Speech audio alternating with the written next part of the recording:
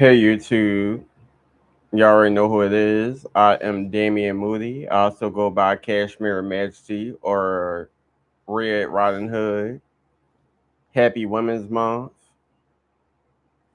It is Sunday, March 1st. It is 11:26. No, 11:28, sorry. And due to this being the first day of Women's Month, I decided to read about someone that I am a big fan of, an amazing music artist.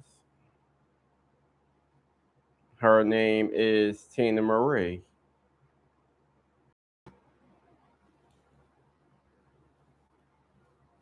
This is her biography. As you can see, there's a picture of Teena Marie in 1983. Very beautiful picture. She was also known as Tina, spelled Tina, or Lady T, even though she spelled her stage name Teena. Her name is her birth name is Mary Christine Brockert. She was born March 5th, 1950. That's crazy. But okay, at least I'm doing it in March. But she was born March 5th, 1956, in Santa Monica, California. She died December 26, 2010, at the age of 54 in Pasadena, California. Her genres were soul, R&B, funk, hip hop, jazz, disco. She's a singer, songwriter, musician, record producer, arranger. Her instruments was vocals, guitar, keyboards, and is it percussion? Um, her years active was 1964 to 2010. Her labels was Gordy, Epic, CBS, Hollywood, Cash Money, Universal, Stax, Motown in Concord, and her website is TeenaMarie.com. Tina, Teena Marie, Mary Christine Brockert, March 5th, 1956 to December 26, 2010. Known professionally as Teena Marie, was an American soul and R&B singer, songwriter, and producer.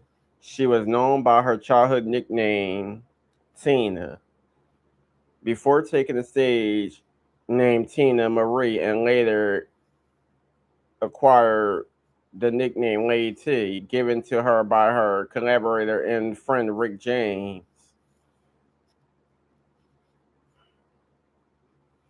She was known for her distinctive and soulful soprano vocals, which caused many listeners to believe she was black. Hell, might as well have been. Her success in R&B and soul music and loyalty to these genres earned her the title Irie Queen of Soul. She played rhythm guitar, keyboards, and congas or congas.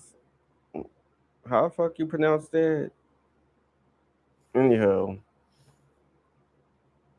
Tina Marie was a four-time Grammy Award nominee, winning posthumously in 2023 for Best R&B Song for co-writing "Cuff It." Ooh,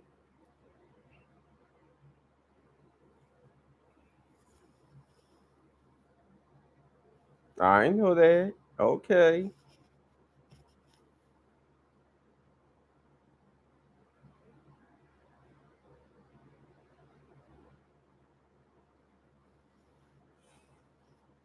Mary was born on March 5th, 1956 in Santa Monica, California, the daughter of construction worker Thomas Leslie Brockert and home renovator Mary Ann. She spent her early childhood in Mission Hills, California. She said that her ethnic heritage was Belgian, Portuguese, Italian, Irish, and Native American. In 2005, while visiting Louisiana, she discovered that her paternal ancestors once lived in New Orleans. She took to singing naturally, performing Harry Belafonte's Banana Boat song by age 2. When she was 8 years old, her parents began sending Teena to auditions, which, among other things, netted her an acting role on the Beverly Hillbillies in season 3 episode Dr. Jed Clampett, credited as Teena Marie Brockert. She later taught herself the guitar, bass, and is it congas or congas? I don't know. I'm sorry if I pronounced that wrong. She formed a semi-professional R&B band with her younger brother Anthony and their cousin. In the early 1970s, after her family moved to Venice, California, Brocker spent her adolescent years in the historically black Venice enclave of Oakwood, nicknamed Venice Harlem. There, she acquired a strong spiritual influence from neighborhood matriarch Bertha Jackson, a black woman who became her godmother. While attending Venice High School, Brockert joined the summer dance production and was the female lead in the school's production of The Music Man. She also fronted a vocal Venice rock band, Travare, in 1974 to 1975. The band's members were her high school classmates. Following graduation, Brockert juggled audition for record companies while studying English literature in Santa Monica College.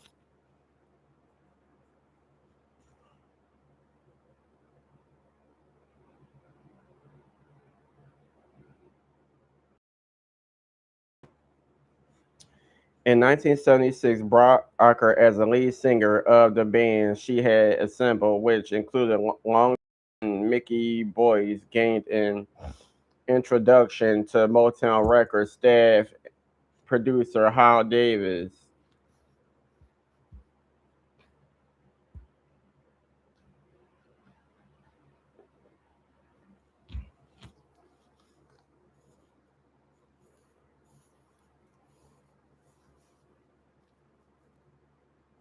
No, what the fuck was I going?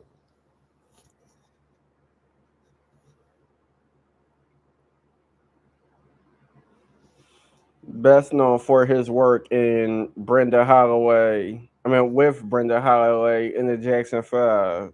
It led to an audition for the film about orphans that was being developed by Motown. The project was shelved, but label boss Barry Gordy, impressed with her singing and having no need for a musical group, decided to sign her as a solo act. Teena recorded unreleased material with a number of different producers for 2 years before being spotted by label mate Rick James, who was immediately impressed with her sound. Some of Teena's earlier unreleased material has been made available on the compilation album First Class Love, Rare T. At the time, James, already established as a successful recording artist, on tap. Excuse me, was on what? Was on tap to produce for Diana Ross, but changed his mind and decided to work with Brockert instead. Oh shit!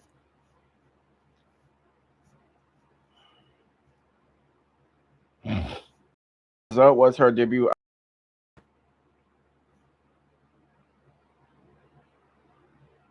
Wild and Peaceful.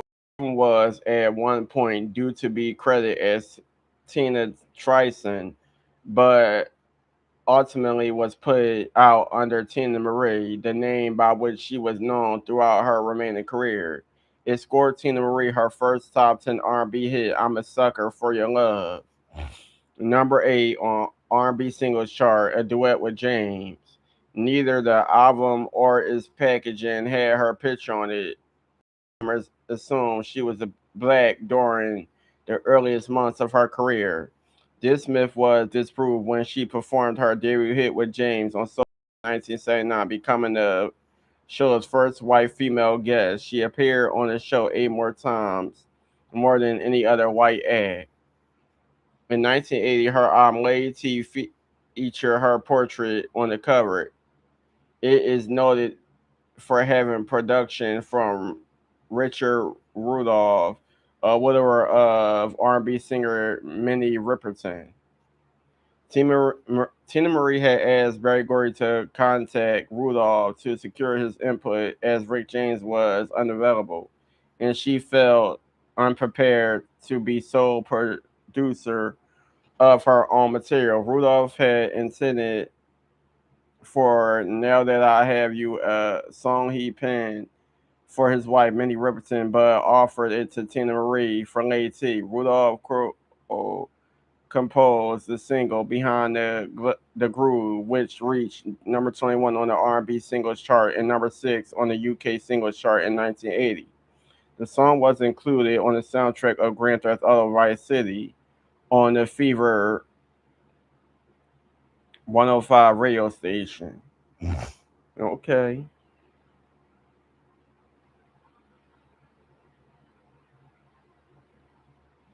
In 1980, Tina Marie released the LP "Irons in the Fire," for which she handled most of the writing and production herself. An achievement considered rare at the time for a female artist. The single "I Need Your Lovin'," I remember that song. Number 37 pop, number 9 R&B singles brought Tina Marie her first top 40 hit. It peaked at number 28 on the UK chart. 81. Tina Marie appeared on James' album Street Songs with the duet Fire and Desire. In the interview, Tina Marie said she had a fever, yet managed to record her vocals in one take. After the session, she was driven to a hospital. The two performed the single at the 2004 BT Awards, which was their last appearance with one another, as James died later that year.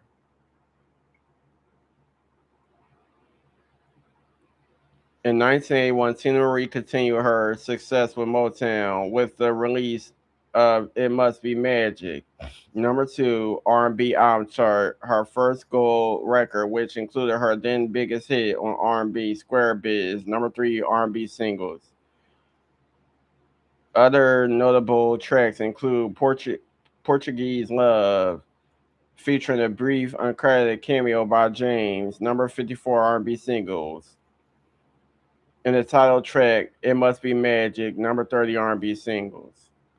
In 1982, Tina Marie got into a heated legal battle with Motown Records over her contract and disagreements about releasing her new material. The lawsuit resulted in the Brockert initiative, which made it illegal for a record company to keep an artist under contract without releasing new material for that artist. In such instances, artists are able to sign and release with another label instead of being held back by an unsupportive one. Tina Marie commented on the law in the Los Angeles Times article, saying, "It wasn't something I set out to do. I just wanted to get away from Motown and have a good life. But it helped a lot of people, like Luther Vandross and the Mary Jane Girls and a lot of different artists, to be able to get out of their contracts." She left Motown as the label's most successful white soul act.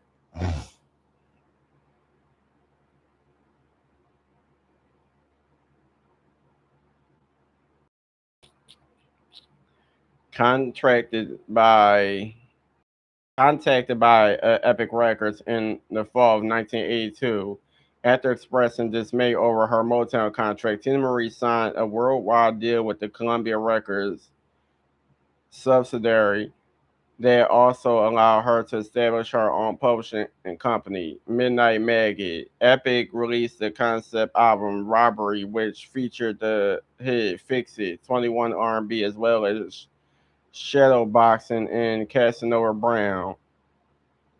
Casanova Brown was one of many tracks Scenery wrote over the years about her real life romance with one time mentor Rick James.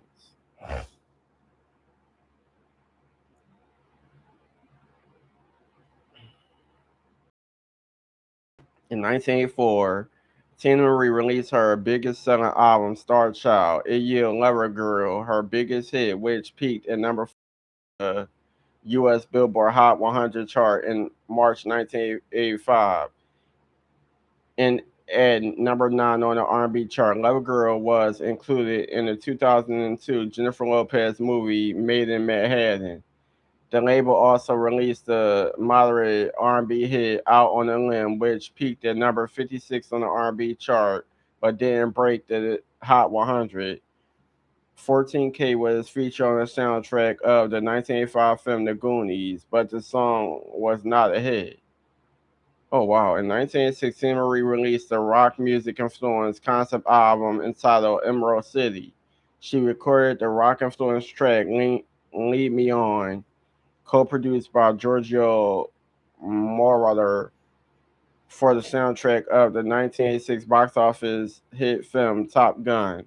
In 1988, she returned to R&B and funk, releasing the critically acclaimed album Naked to the World.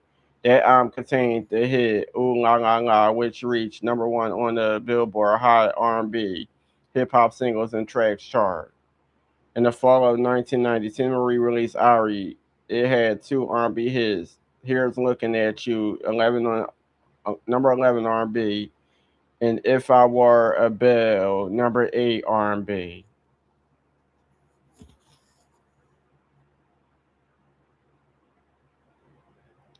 In the 1990s, Tina classic R&B, soul, and funk records were either sampled by hip hop artists or covered by R&B divas. Tina Marie is regarded as somewhat of a pioneer in helping to bring hip hop to the mainstream by becoming one of the first artists of her time to rap one of her singles, the aforementioned Square Biz. In the hip hop portion of that song, she mentioned some of her inspirations: Sarah Vaughan, Johann Sebastian Bach, Shakespeare, Maya Angelou, and Nikki Giovanni. In 1996, the Fugees paid tribute to her by interpolating the chorus of her 1988 hit "Ooh La La La" into its own Fuji La. In the fall of 1994, Tina Marie released Passion Play on her independent label, Sarai Records. On March 30th, 1995, Tina Marie appeared and performed in the episode New York Undercover as an old friend of one of the characters. Subsequently, Tina Marie devoted most of her time by raising her daughter, Aaliyah Rose, who was once adopted the stage name Rose LeBeau, and is producing her own singer career.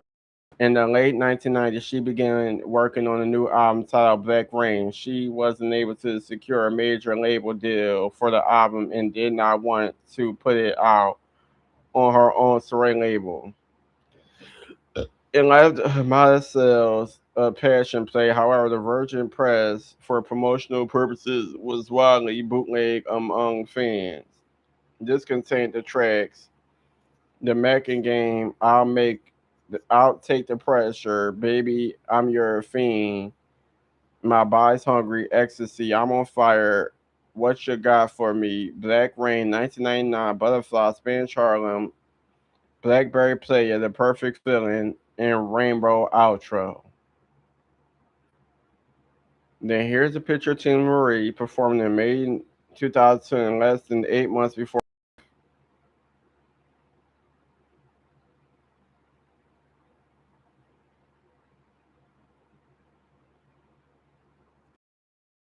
After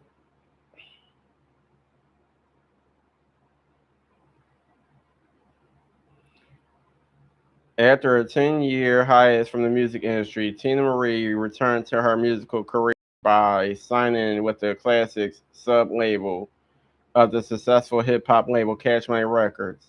She released the album LaDonna in 2004 and follow up Sapphire in 2006. LaDonna became a gold certified success and the highest charting album of her career, peaking at number 6 on the Billboard 200 chart. On the basis of the Al Green sample, I'm Still in Love, 23 R&B, number 70 pop, and A Rose by Any Other Name, a duet with Jill Levert. The Sapphire album peaked at number 24 on the Billboard 200 chart, yielding yet another R&B top 40 hit, Ooh Wee, 32. Sapphire reunited Tina with Smokey Robinson, one of her musical idols, on God Has Created and Cruise Control. Tina Marie parted ways with Cash Money Records after the release of Sapphire. On September 19th, Marie performed in concert at B.B. King's Blues Club in New York City. She took this time to play a couple of finished tracks from her upcoming album, Congo Square, and received a positive response from the audience. Congo Square was released on June 9, 2009 on Sax Concord Records. Tina Marie has described the album as personal and spiritual and indicated that it was more jazz influenced than most of her previous work.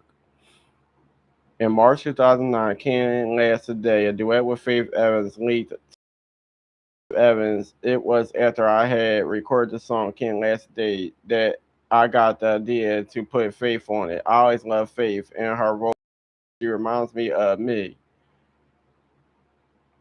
Her correlation with Biggie, having a career with him and without him, reminds me of me and Rick. I feel like she's a younger me. Of the younger ladies, she's the one I love most.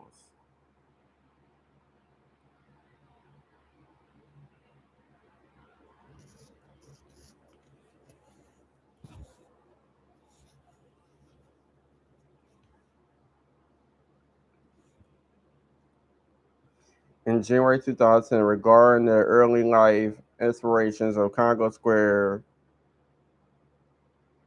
Tina Marie told Blues and Soul magazine editor Lee Taylor, I want to do songs that reflected the things that I loved when I was growing up. Every single song on the record is dedicated to someone or some musical giant that I love.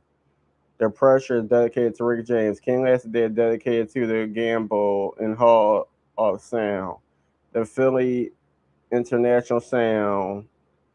Then Baby I Love You and Ear Candy are dedicated to Marvin Gaye and Curtis Mayfield, with memories of riding down Crenshaw in LA in Jeeps and bumping to music on the 808, i.e., Roland TR 808 drum machine. While Miss Coretta is, of course, dedicated to Miss Coretta Scott King, the late wife of Martin Luther King. Sales wise, the album proved another success, reaching the top 20 on Billboard's top 200 and giving Tina Marie yet another top 10 R&B chart entry. In 2010, Tina Marie continued to be a headliner on the Las Vegas Strip, appearing regularly at the Las Vegas Hilton and other venues until just before her death.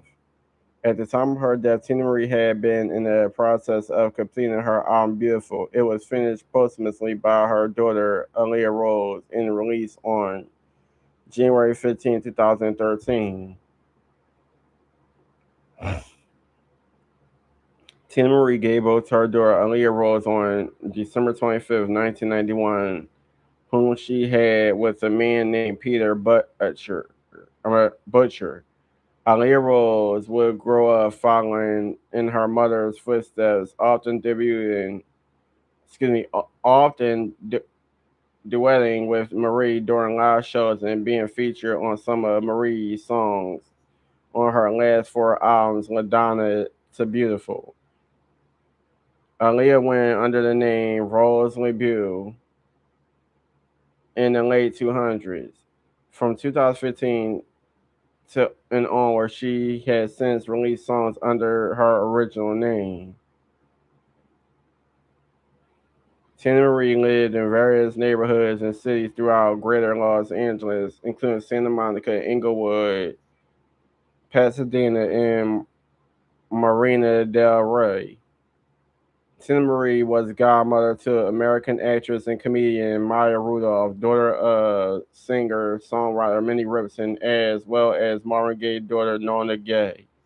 She also cared for Rick James' son Rick Jr. and family friend Jeremiah O'Neal.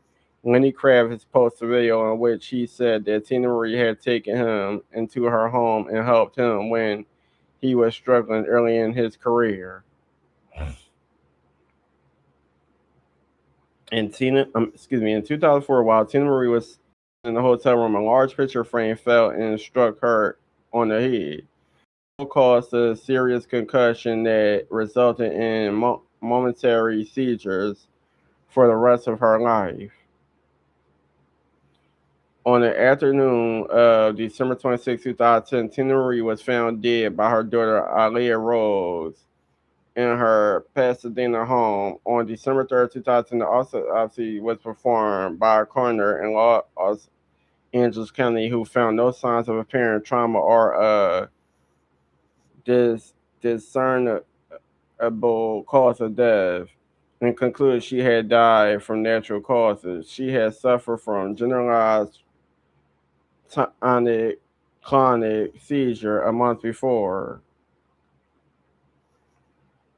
The memorial service for Teena Marie was held at Forest Lawn Cemetery on January 10, 2011. And among those in attendance were Stevie Wonder, Denise Williams, Smokey Robinson, Queen Latifah, Lisa Ray, Sinbad, Tashina Arnold, Shanice, and Barry Gordy.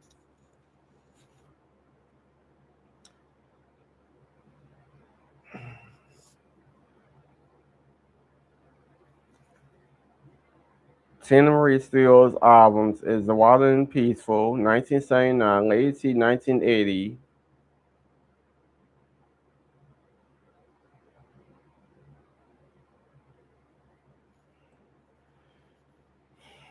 Irons in the Fire, 1980, It Must Be Magic, 1981, Robbery, 1983, Star Child, 1984, Emerald City, 1986, Naked in the World, no, Naked to the World, 1986, Ari, 1990, Passion Play, 1994, Madonna, 2004, Sapphire, 2006, Congo Square 2009, and Beautiful 2013.